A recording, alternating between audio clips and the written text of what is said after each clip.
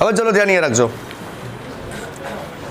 હવે જુઓ, ગઈકાલે આપણે જનીન અભિવ્યક્તિનું નિયમન કઈ રીતે થાય છે તેનો જવાબ મેળવ્યો તો ઓપેરોનથી થાય છે. તો એ આપણે ભણી ગયા હતા. અને ઓપેરોન એટલે આપણને ખબર છે કે જનીનની અભિવ્યક્તિનું નિયમન કરતો જનીનનો સમૂહ, એટલે એને આપણે કહેતા હતા ઓપેરોન. તો એક સીધી વસ્તુ છે બેટા, આપણા શરીરમાં તો જાત જાતના કેમિકલ બનાવવાના હોય. દાખલા તરીકે આપણા શરીરની અંદર મારે હિસ્ટિડીન નામનું એમિનો એસિડ બનાવવું છે, સમજો, બરાબર? તો ચલો મારા શરીરમાં મારે હિસ્ટિડીન બનાવવું છે. મારા શરીરની અંદર મારે બીજા સંયોજનો તરીકે લેક્ટોઝ બનાવવો છે. ખ્યાલ આવે છે કે નહીં? સાથે સાથે મારે એરાકિડોનિક એસિડ બનાવવો છે, એરાકિડોનિક એસિડ એમિનો એસિડ તરીકે. સાથે સાથે મારે ટ્રિપ્ટોફેન બનાવવો છે. તો સમજવાનો પ્રયત્ન કરજો. તો આપણા શરીરમાં તો જાત જાતની ચયાપચયની ક્રિયાઓ કરવાની છે. કોઈક ચયાપચયની ક્રિયાથી હિસ્ટિડીન બનાવવાનો છે, કોઈ ચયાપચયની ક્રિયાથી લેક્ટોઝ બનાવવાનો છે, કોઈ ચયાપચયની ક્રિયામાં એરોકિડોનિક એસિડ બનાવવાનો છે, કોઈ ચયાપચયની ક્રિયામાં મારે ટ્રિપ્ટોફેન બનાવવાનો છે. તો એનો મતલબ કે બોલો બધી જ ચયાપચયની ક્રિયાઓનું કંટ્રોલ થવું જોઈએ કે ના થવું જોઈએ? બોલો, એનો કે બધી જ ચયાપચય ક્રિયાઓ જે છે એ ક્રિયાઓના જનીનનું કંટ્રોલ થવું જોઈએ કે ના થવું જોઈએ? અને તમને ખબર છે જનીનનું કંટ્રોલ તો કોણ કરે? ઓપેરોન કરે. તો બોલો દરેકે દરેક માટે અલગ અલગ ઓપેરોન કામ કરે કે ના કરે? તો ચલો હિસ્ટિડીનનું કંટ્રોલ કોઓર્ડિનેશન મારે જોવું છે, એનું નિયંત્રણ જોવું છે, તો એના માટેનું હિસ ઓપેરોન આવશે. લેક્ટોઝ માટેનું જોવું છે તો લેક ઓપેરોન આવશે. એરાકિડોનિક એસિડનું જોવું છે તો એરા ઓપેરોન આવશે, બરાબર? અને ટ્રિપ્ટોફેનનું જોવું છે તો ટ્રિપ ઓપેરોન આવશે. એટલે આ ક્લિયર થાય છે? એનો મતલબ કે અલગ અલગ રસાયણની અભિવ્યક્તિઓ તમારે ચેક કરવી હોય તો દરેક માટેના અલગ અલગ ઓપેરોન છે. તો સાહેબ બધા ઓપેરોન ભણવાના? ના, ઓપેરોન સેમ હોય છે બધામાં. ખ્યાલ છે કે નહીં? એનું સ્ટ્રક્ચર બધામાં સેમ હોય છે. બોલો ઓપેરોનનું સ્ટ્રક્ચર તમને ખબર છે કે ઓપેરોન પાસે એક તો હોય બંધારણીય જનીન, જે ગઈકાલે મેં તમને ચલાવેલું છે. તો ઓપેરોન પાસે એક હોય બંધારણીય જનીન. બંધારણીય જનીન તરીકે શું હોય? ઝેડ, વાય અને એ. ઓકે. સાથે સાથે ઓપેરોન પાસે હોય છે ઓપરેટર જનીન. ઓપરેટર જનીન એટલે ઓ. સાથે સાથે ઓપેરોન પાસે શું હોય છે બેટા? તો ઓપેરોન પાસે એક હોય છે પ્રમોટર જનીન. પ્રમોટર એટલે પી. અને સાથે સાથે એની પાસે શું હોય છે? નિયામકી જનીન. નિયામકી જનીન એટલે આઈ. એનો મતલબ બેટા તમે હિસ ઓપેરોન લો, લેક ઓપેરોન લો, એરા ઓપેરોન લો, ક્યાં તો કોઈ પણ ઓપેરોન લો, દરેકની અંદર તમને આઈ, પી, ઓ, ઝેડ, વાય અને એ જોવા મળશે. અને દરેકની ક્રિયાવિધિ પણ સેમ પ્રકારની હશે. તેનો મતલબ બોલો મારે ચારે ચાર ઓપેરોન અલગ અલગ ભણવાની જરૂર ખરી? હા, તો ચારમાંથી એક ભણાવું તો ચાલે કે ના ચાલે? તો હું ચારમાંથી એક ભણાવું, એ જે રીતે કામ કરતું હશે એ જ રીતે બાકીના ઓપેરોન પણ કામ કરતા હશે. તો આપણી ચોપડીએ શું કર્યું છે? લેક ઓપેરોન તમને ભણાવ્યું છે અને કહી દીધું છે કે લેક ઓપેરોન જે ક્રિયાવિધિ કરે એ જ ક્રિયાવિધિ હિસ દ્વારા થાય, એ જ ક્રિયાવિધિ એરા દ્વારા થાય, એ જ ક્રિયાવિધિ બીજા દ્વારા થાય, ટ્રિપ્ટોફેન દ્વારા થાય. બોલો કમ્પ્લીટ. તો હવે આજનું આપણું ટાઇટલ શું થઈ જાય બેટા? લેક ઓપેરોન. હવે લેક ઓપેરોન મારે ભણાવવું છે, પણ કેમ ભણાવવું છે એ તમને કહી દઉં પહેલાં. તો બરાબર ધ્યાન રાખજો. તો તમને ખ્યાલ છે કે એક શર્કરા છે અને એ શર્કરાનું નામ છે લેક્ટોઝ. હવે બેક્ટેરિયાના શરીરની અંદર માની લો કે લેક્ટોઝ જાય છે. બેક્ટેરિયાના શરીરમાં કોણ જાય છે? લેક્ટોઝ જાય છે. તો બોલો લેક્ટોઝનું ચયાપચય કરવું પડે કે ના કરવું પડે? તો એ પોઝિટિવ વિચાર્યું કે ભાઈ બેક્ટેરિયાના શરીરમાં લેક્ટોઝ ગયું તો લેક્ટોઝનું ચયાપચય કરવું પડ્યું. પણ જો બેક્ટેરિયાના શરીરમાં લેક્ટોઝ ના જાય તો પછી એનું ચયાપચય કરવું પડે? ના કરવું પડે. તો એનો મતલબ કે અહીંયા બે કન્ડિશન થઈ કે જો લેક્ટોઝ ગયો તો ચયાપચય કરો, મીન્સ કે અભિવ્યક્તિ આપો. જો લેક્ટોઝ ના ગયો તો ચયાપચય નહીં કરવાનું, અભિવ્યક્તિ નહીં આપવાની. તો બસ એ જ વસ્તુ આજે ભણવાનું છે કે કઈ કન્ડિશનમાં કે તો કઈ મેથોડોલોજી થાય કે જેનાથી અભિવ્યક્તિ થશે અને કઈ મેથોડોલોજી થાય કે જેનાથી અભિવ્યક્તિ નહીં થાય. તો સમજો બેટા, હવે હું તમને એક ઉદાહરણ દ્વારા જ સમજાવી દઉં છું. એક સિમ્પલ ઉદાહરણ દ્વારા. તો માની લો કે આ છે કોઈ ઈ કોલાઈ બેક્ટેરિયા, બરાબર? અને આ ઈ કોલાઈ બેક્ટેરિયાની અંદર આજુબાજુ માધ્યમ તરીકે ચલો મેં રાખ્યું લેક્ટોઝનું માધ્યમ. કયું માધ્યમ રાખ્યું બેટા? લેક્ટોઝનું માધ્યમ. તો ચલો ઈ કોલાઈ બેક્ટેરિયા છે અને ઈ કોલાઈની અંદર ચલો આ મેં રાખેલું છે લેક્ટોઝનું માધ્યમ. ओके અને ચલો કન્ડિશન બી વિચારીએ, બીજી કન્ડિશન. ચલો આ છે ફરીથી આપણો ઇકોલાઈ બેક્ટેરિયા, બરાબર. અને આજુબાજુ માધ્યમ તરીકે હું રાખું છું ગ્લુકોઝનું માધ્યમ. કયું માધ્યમ? ગ્લુકોઝનું. ઓકે, તો ચલો પહેલાં આ કન્ડિશન વિચારીએ આપણે, ગ્લુકોઝવાળી કન્ડિશન. બોલો ઇકોલાઈની આજુબાજુમાં મેં શક્તિના સ્ત્રોત તરીકે શું નાખેલું છે? ગ્લુકોઝ નાખેલો છે. તો ચલો ઇકોલાઈ બેક્ટેરિયા શક્તિના સ્ત્રોત તરીકે કોનું શોષણ કરશે? તો બોલો ઇકોલાઈ બેક્ટેરિયાની અંદર એન્ટર કોણ થશે? બોલો તો ગ્લુકોઝ એન્ટર થાય તો મારે ચયાપચય ગ્લુકોઝનું કરવું પડે. ગ્લુકોઝ એન્ટર થાય તો ચયાપચય ગ્લુકોઝનું કરવું પડે, લેક્ટોઝની કરવાની જરૂર નથી. સમજાય છે કે નહીં? તો બોલો આવા સમય બોલો લેક્ટોઝનું ચયાપચય કરતો જે જનીન હતો એ જનીન સ્વિચ ઓન રહેશે, સ્વિચ ઓફ થઈ જશે? સ્વિચ ઓફ થઈ જશે, કારણ કે અંદર ગ્લુકોઝ ગયો છે બેટા, લેક્ટોઝ નથી ગયો. એટલે લેક્ટોઝનું ચયાપચય કરવા માટેનું જે પણ પ્રોડક્ટિવિટી હતી, જે પણ ક્રિયાવિધિ હતી, એ બધી શું થઈ જશે? સ્ટોપ થઈ જશે, સ્વિચ ઓફ થઈ જશે. તો કઈ રીતે સ્વિચ ઓફ થશે? તો એ આપણે ભણવાનું છે. સમજો બેટા. તો હવે જોઈ શકો છો તમે કે બેક્ટેરિયામાં ઓલરેડી શક્તિના સ્ત્રોત તરીકે ગ્લુકોઝ છે અને સીધો ગ્લુકોઝ એને મળી ગયો છે, એટલે આપણે લેક્ટોઝની કોઈ ક્રિયાવિધિ કરવાની નથી. અને લેક્ટોઝની કોઈ ક્રિયાવિધિ નથી કરવાની એટલે એનો મતલબ કે લેક્ટોઝની ક્રિયાવિધિ કરતો જે જનીન હતો એને સ્વિચ ઓફ રાખવાનું છે. કાલ બધા હાજર હતા કે નહીં? બધા હાજર હતા ને તો જલ્દી ખબર પડશે. જે કાલ નહીં હોય એને ખબર નહીં પડે. તો ચલો તો એના માટે ઓપેરોન કામ કરશે કે નહીં કરે? ચલો તો એ આ ઓપેરોન, ઓપેરોનની અંદર તમને ખબર છે આ ઝેડ, આ વાય અને આ એ, આ બંધારણીય જનીન છે બેટા. અને આ આદિકોષ કેન્દ્રી છે, એટલે આ બંધારણીય જનીન આપણે પોલિસિસ્ટ્રોનિક પ્રકારનું કહીએ છીએ. બોલો કયા પ્રકારનું? પોલિસિસ્ટ્રોનિક પ્રકારનું. ઓકે, હા. અહીંયા હશે એની ઓપરેટર સાઇટ,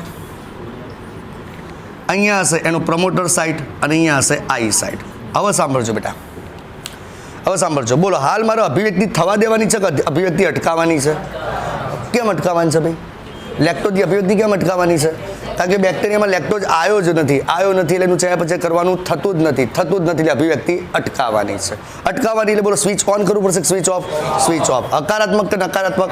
નકારાત્મક કરવું પડશે. ઓકે, તો મેં બોલો કાલે રિલેશન બી બતાવ્યા હતા તમને. બોલો પીનો રિલેશન કોની સાથે હતો? ઓ સાથે હતો. અને ઓનું રિલેશન આઈ સાથે. ઓકે, આ યાદ રાખજો.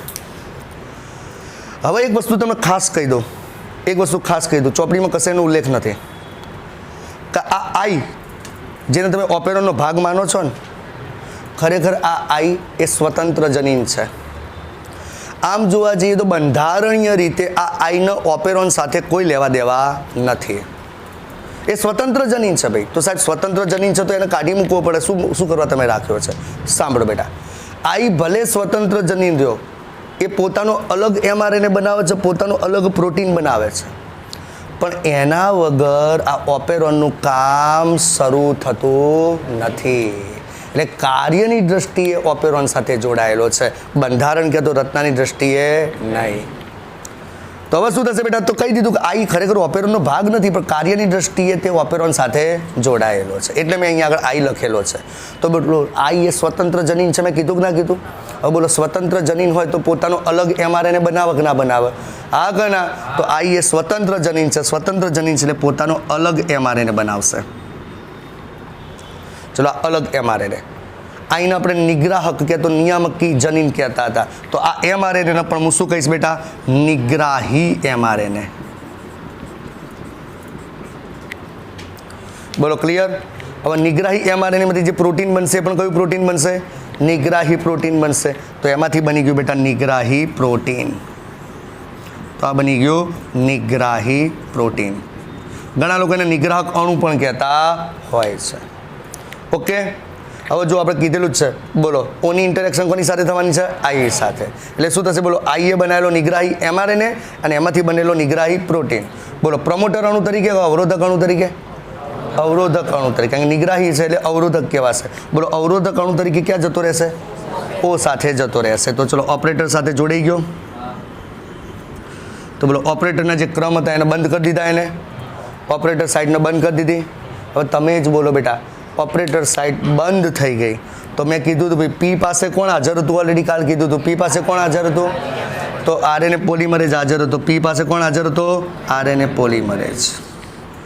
તો બોલો આ આરએનએ પોલિમરેજને ઓ સાથે ઇન્ટરેક્શન કરવું હતું, પણ ઇન્ટરેક્શન કરવા મળશે હવે નહીં મળે. કંઈ જો પી થી ઓનું તીર બતાવ્યું છે, કંઈ ઓ સ્વિચ ઓફ થઈ ગયો, ઓ સાથે ઇન્ટરેક્શન થશે નહીં. અને થશે નહીં તો બોલો આરએનએ પોલિમરેજ બોલો આ બંધારણીય જનીન પાસે પહોંચશે?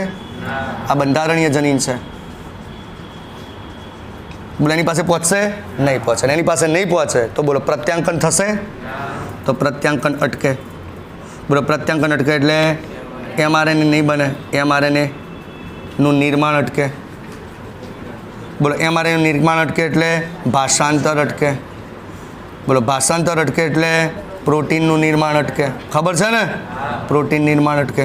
અને પ્રોટીન નિર્માણ અટકે એટલે ઉત્સેચક નિર્માણ પણ અટકે. કાલ સમજાવી દીધેલું છે બધું બરાબર? તો એનો મતલબ બોલો આની અંદર ઉત્સેચક બનશે નહીં.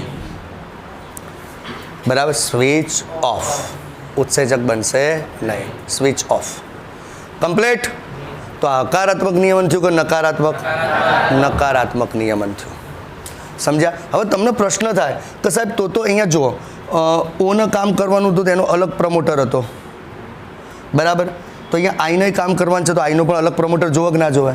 કારણ કે આઈ પણ સ્વતંત્ર જનીન છે બરાબર? એના પણ અલગ પ્રમોટર જોઈશે કે જેથી એની પાસે પણ આરએનએ પોલિમરેજ આવે. કેમ આરએનએ પોલિમરેજ? કારણ કે એને પણ પોતાનું અલગ એમઆરએનએ બનાવવાનું છે. તો હા, આઈ પાસે પોતાનો સ્વતંત્ર પ્રમોટર છે. એટલે ચોપડીમાં આકૃતિમાં 2 પ્રમોટર બતાવ્યા છે. ખબર છે કે નહીં?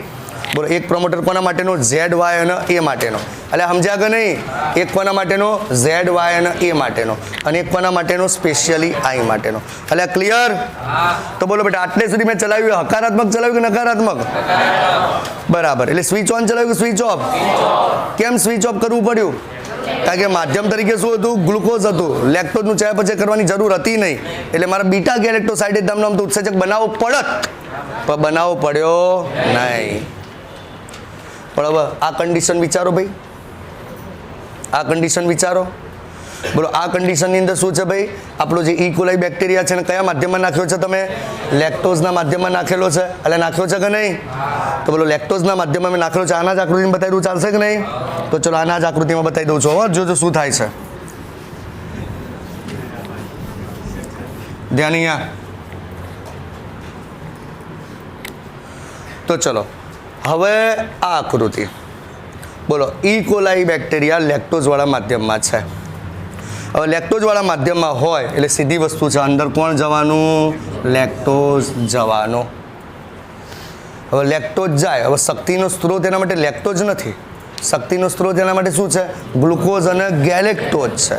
એટલે બોલો આ લેક્ટોઝ નામની જે ડાયસેકેરાઇડ છે એ ડાયસેકેરાઇડનું મારે શું કરવું પડશે? પાચન કરવું પડશે, જલ વિભાજન કરવું પડશે. તો જલ વિભાજન થશે તો લેક્ટોઝમાંથી શું બનશે? ગ્લુકોઝ વત્તા ગેલેક્ટોઝ. પણ સાહેબ તમે કહી તો દીધું કે લેક્ટોઝનું પાચન કરવા માટે ગ્લુકોઝ વત્તા ગેલેક્ટોઝ બને. ગ્લુકોઝનું પાચન થાય એટલે ગ્લુકોઝ વત્તા ગેલેક્ટોઝ બને. પણ સાહેબ એમને એમ તો પાચન ના થાય ને. અમે પાચન તંત્રવાળા પાઠમાં ભણીને આવ્યા છીએ તો કોઈ પણ સજીવ હોય એને લેક્ટોઝ નામની ડાયસેકેરાઇડનું પાચન કરી ગ્લુકોઝ અને ગેલેક્ટોઝ નામના શક્તિના સ્ત્રોત બનાવવા હોય તો એના માટેને ઉત્સેચક જોઈશે. કયું ઉત્સેચક જોઈશે? બીટા ગેલેક્ટોસાઇડેઝ અથવા તો લેક્ટેજ. તો એને અહીંયા બીટા ગેલેક્ટોસાઇડેઝ એને લાવવો જ પડશે ગમે તેમ કરીને, એટલે કે ઉત્સેચક બનાવવો પડશે. તો બોલો હવે આનું ઉત્સેચક બનાવવાનું થયું તો પ્રક્રિયા સ્વિચ ઓફ કરવાની, સ્વિચ ઓન કરવાની? તો પ્રક્રિયા સ્વિચ ઓન કરવી પડશે. સ્વિચ ઓન થશે તો જ ઉત્સેચક બનશે. કાલ બધા હાજર હતા ને? કાલ તમે હાજર હતા એવું ધ્યાનમાં રાખીને હું ભણાવું છું અહીંયા. હા, તો ધ્યાન રાખજો. તો હવે શું થશે? તો ચલો આઈનો તો ગુણ છે જ. શું બનાવવાનો? નિગ્રાહકી એમઆરએનએ બનાવવાનો. તો આઈ શું બનાવશે? નિગ્રાહક એમઆરએનએ બનાવશે. ચલો બની ગયો. બોલો નિગ્રાહક એમઆરએનએમાંથી શું બનશે? નિગ્રાહક પ્રોટીન બનશે. બોલો બની ગયો. આમ તો બોલો નિગ્રાહક પ્રોટીન બોલો કઈ સાઇટ ઉપર જતો હતો? ક્યાં જતો હતો? ઓ સાઇટ ઉપર જતો હતો. એટલે જતો હતો કે નતો જતો? અને ઓને શું કરી દેતો હતો? બંધ કરી દેતો. પણ આજે બંધ કરવાની છે, ખુલ્લી રાખવાની છે? આજે એને ખુલ્લી રાખવાની છે. તો બોલો ગમે તેમ કરીને નિગ્રાહકને ત્યાં જતો અટકાવવું પડે કે ના અટકાવવું પડે? તો એવા સમયે ધ્યાન રાખજો. તો કોષની અંદર એક પ્રેરક અણુ તરીકે અંદર લેક્ટોઝ આવશે. પ્રેરક અણુ તરીકે, એટલે આ જ લેક્ટોઝ પ્રેરક અણુ તરીકે કામ કરશે. તો ચલો એ પ્રેરક અણુ એટલે આ જેનું નામ છે લેક્ટોઝ અથવા એલોલેક્ટોઝ.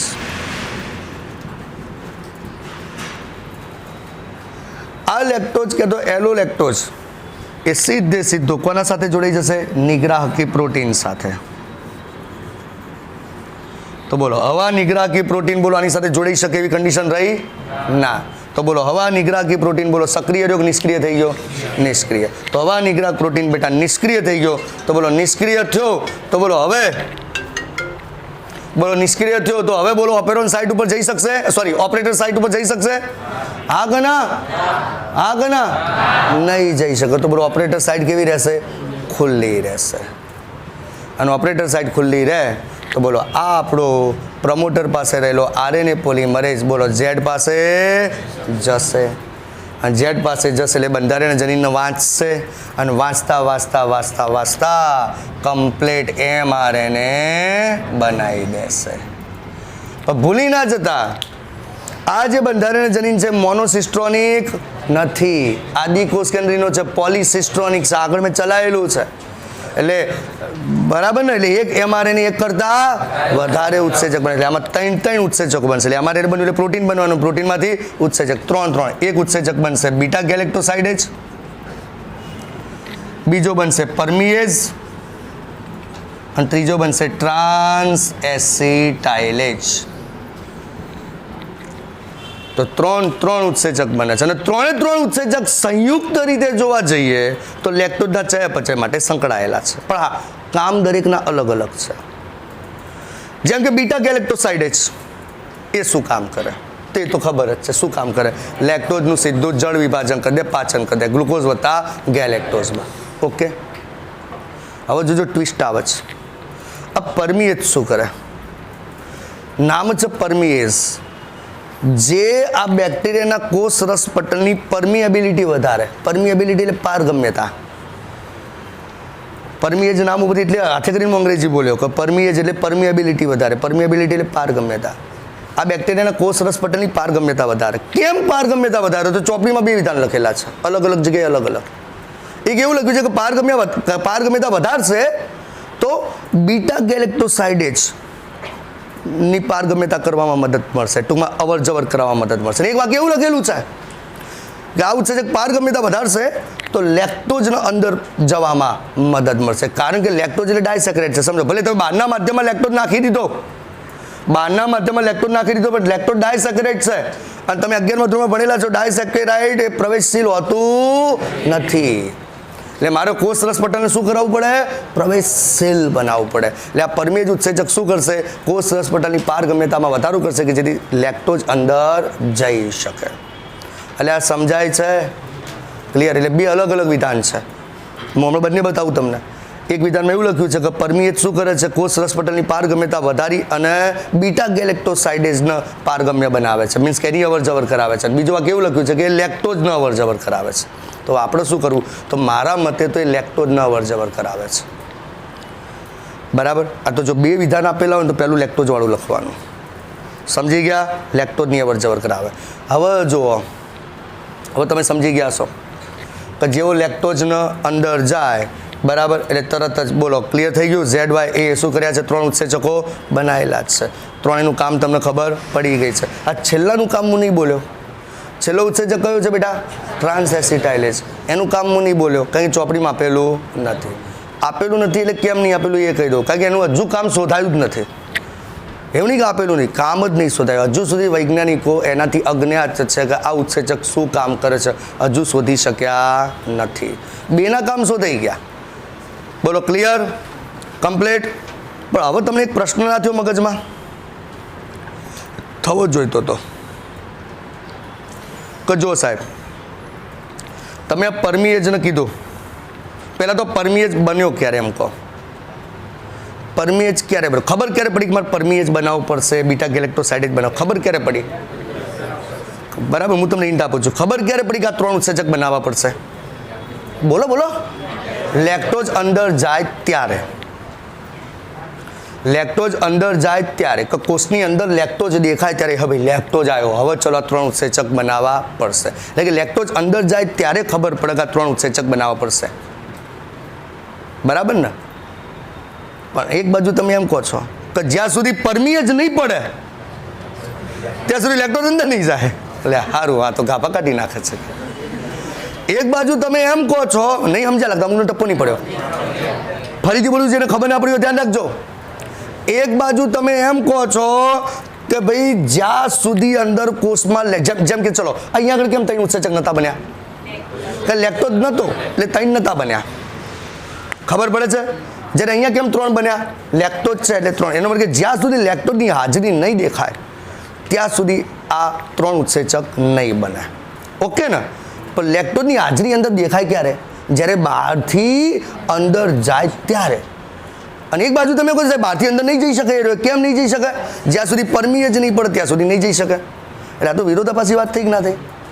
હું ફરીથી બોલું એકવાર કે જ્યાં સુધી લેક્ટોઝ અંદર નહીં હોય ત્યાં સુધી આ 3 ઉત્સેચક નહીં પડવાના.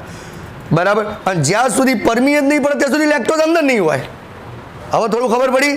પરમીય જ પડશે તો લેક્ટોઝ અંદર જશે ને, પણ અંદર નહીં જાય તો સુધી પરમીય જ નહીં પડે. હવે ખબર પડી? તો એનો મતલબ એવો થાય, અને ચોપડીમાં કૌંસમાં લખેલું પણ છે, હાલ જોવાની જરૂર નથી, અહીંયા ધ્યાન રાખો, ભાઈ વંચાવું છું તમને